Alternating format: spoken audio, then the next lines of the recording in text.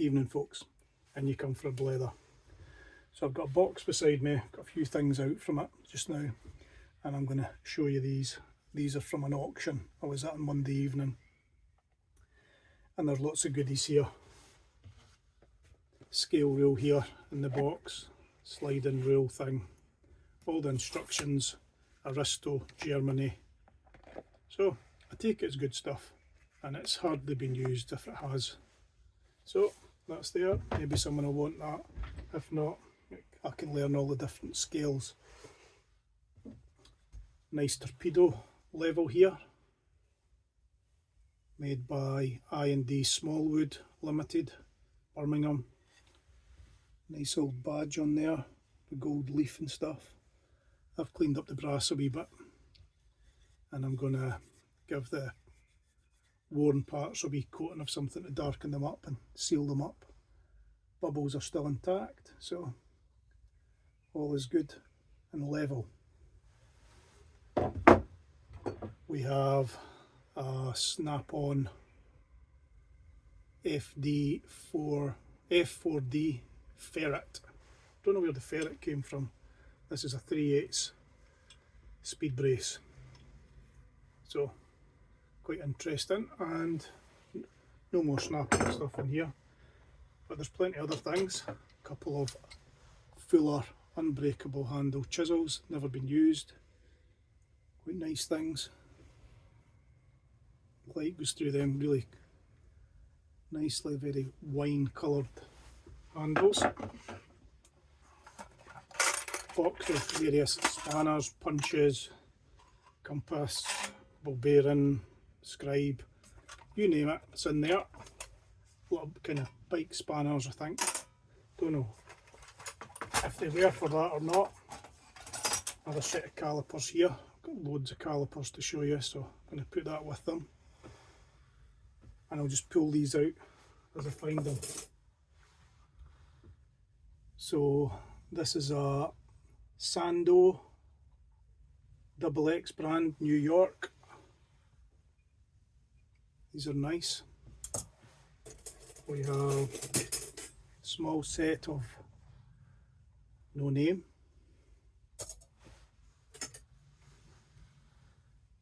Starrett, Athol, Massachusetts, USA.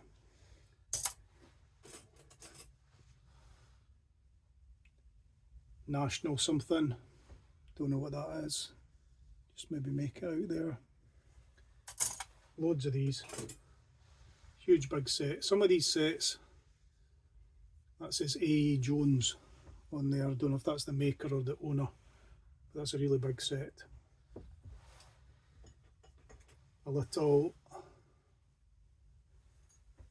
Edward Preston square, but file work on the back here. Edward Preston never put anything out that didn't look fancy, so that was their wee mark. They always like to make it a wee bit different. More of these. Moore and Wright, these ones. Little square, marked out with inches and centimetres. Yet more of these, Moore and Wright. Some punch marks on there, I don't know if that was to indicate whose it was. More again, these could have been shop made because there's no maker on them.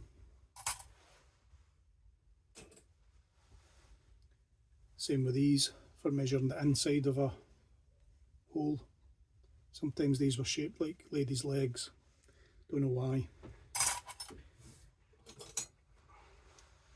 So this is a point and a curve, I'm not sure of the use for that, but shop made again, I think. Very tidy. And I think that is all those kind of calipery things. Now we have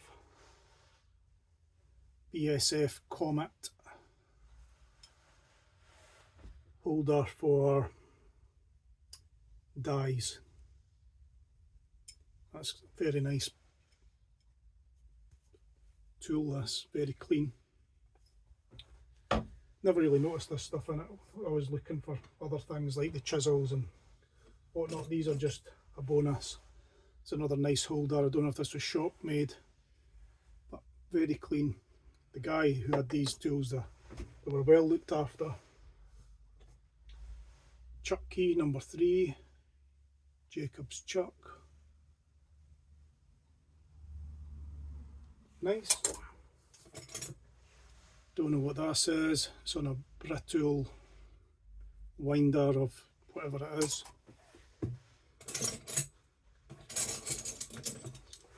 A few spanners in here. And these are made by Tipco, and they're in really nice condition.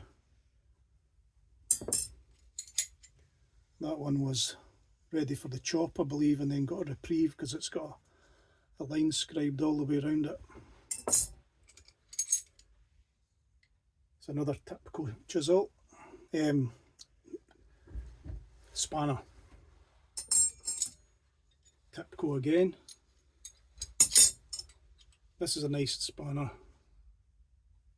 It's got a J. Taylor scribed into it, but that's the owner, not the maker. More Tipco. These are really nice spanners, British made. I don't know if there's a full set of these or something, but they're pretty nice. I've had these spanners before, super slim, these black spanners. They were quite thin, but so these are quite nice, especially these Tipco ones. Big adjustable spanner here,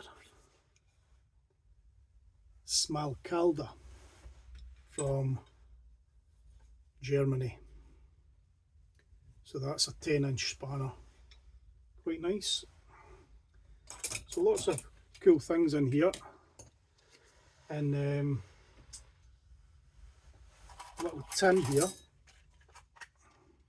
there's lots of dies that fit in some of these, maybe in there, maybe too wee, not sure.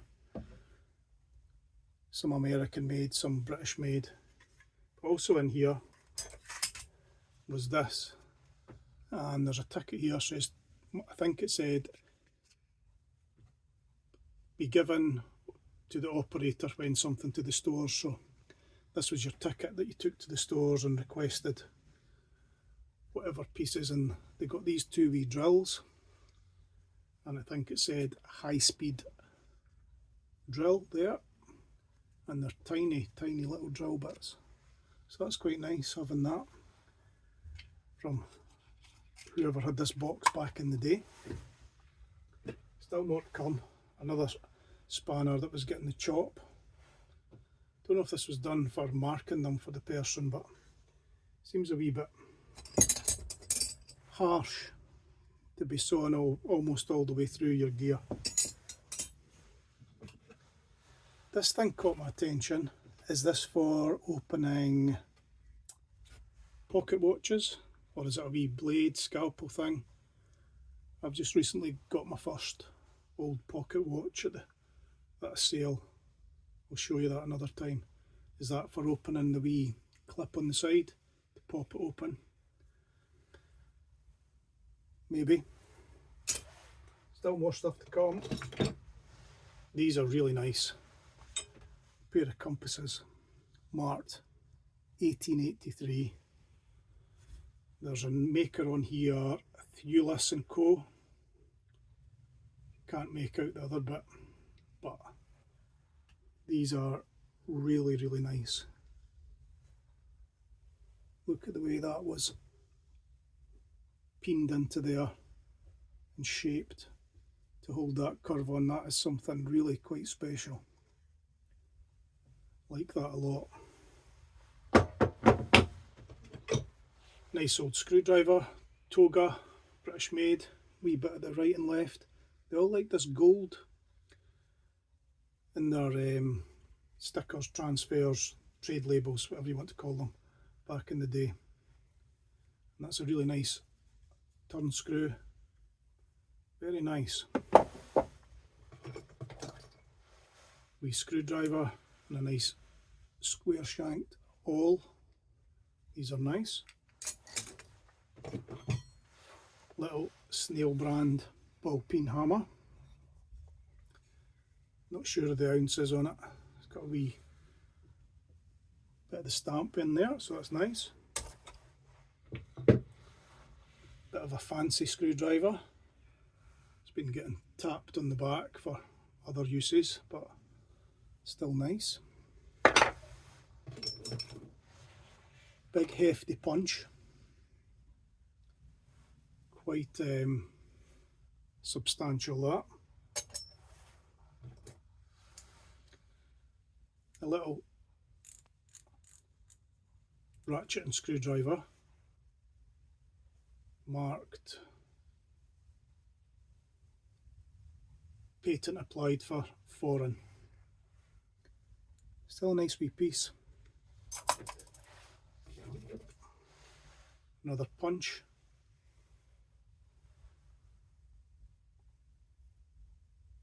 Moor and Wright. This is a really good punch. Never been used or abused.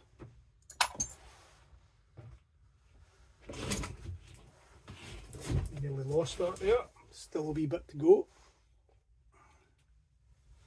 King Dick spanner. Very tidy one. Stanley wooden handled screwdriver.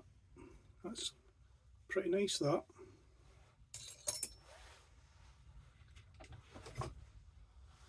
Curved spanner. Possibly just made by the workshop, whatever work this was. Likely was. Pretty neat though. Another one of my favourite things. Nice folding rule with 1 to 8 with the chamfered edge. So that's nice. Number 2550. Rabone warranted boxwood. Very nice. A Marmion warranted cast steel, made in Sheffield, England. Tenon saw, dovetail saw. It's quite nice with the knight on here, so that'll clean up nicely. Pull up the brass. Nice saw. And give these screws a wee tighten up.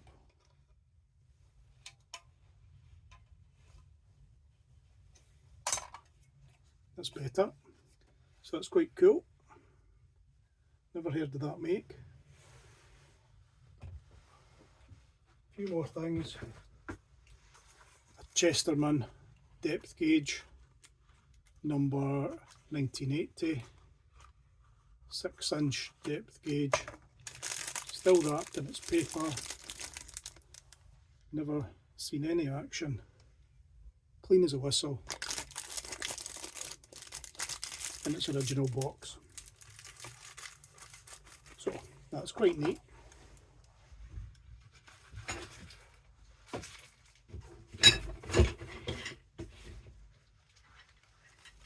Some files.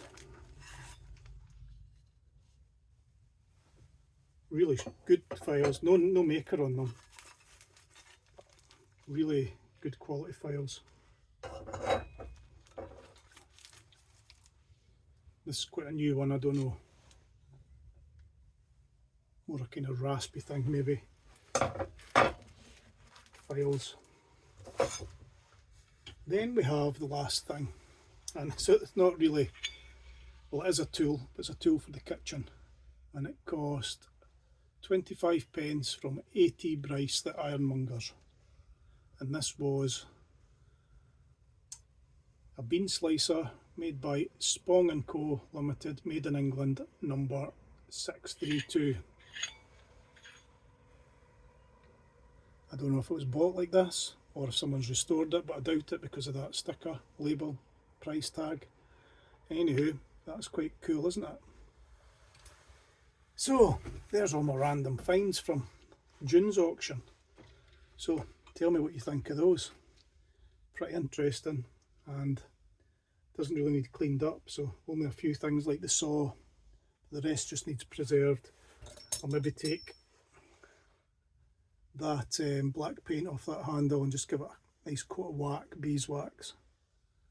And that's a pretty nice screwdriver with the Stanley made in England on that ferrule. So it's cool. And that is that. So we'll catch up soon for more blethers.